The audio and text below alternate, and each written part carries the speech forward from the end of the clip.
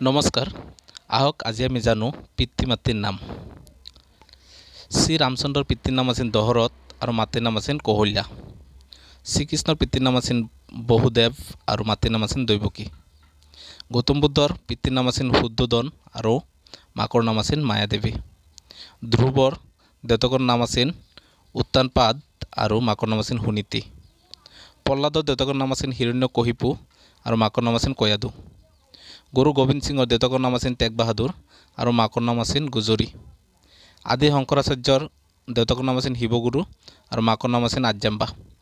শ্ৰীমন্ত শংকৰদেৱৰ দেউতাকৰ নাম আছিল কুসুম্বৰ আৰু মাকৰ নাম আছিল সত্যসন্ধা। শ্ৰী শ্ৰী মাধৱদেৱৰ দেউতাকৰ নাম হৈছে গোবিন্দগিৰি আৰু মাকৰ নাম হৈছে মনোৰমা। স্বামী বিবেকানন্দৰ দেউতাকৰ নাম বিশ্বনাথ আৰু মাকৰ নাম ভুৱনেশ্বৰী দেৱী। শিৱাজীৰ দেউতাকৰ নাম শাহাজী আৰু মাকৰ নাম জিজাবাই। লৱ-কুশৰ দেউতাকৰ নাম ৰাম আৰু মাকৰ নাম সীতা। অভিমন্যুৰ দেউতাকৰ নাম অৰ্জুন আৰু মাকৰ নাম সুভদ্ৰা। ৰাণী লক্ষ্মীবাইৰ দেউতাকৰ নাম হৈছে মৰুপন্ত আৰু মাকৰ নাম আছিল ভাগীৰথী বাই। নেতাজী সুভাষ চন্দ্ৰ বসুৰ দেউতাকৰ নাম আছিল জানকীনাথ আৰু মাকৰ নাম আছিল প্ৰভাৱতী দেৱী। গুৰু নানকৰ দেউতাকৰ নাম কল্যাণ চন্দ্ৰ আৰু মাকৰ নাম মাতা তৃপ্তাজী। ধন্যবাদ।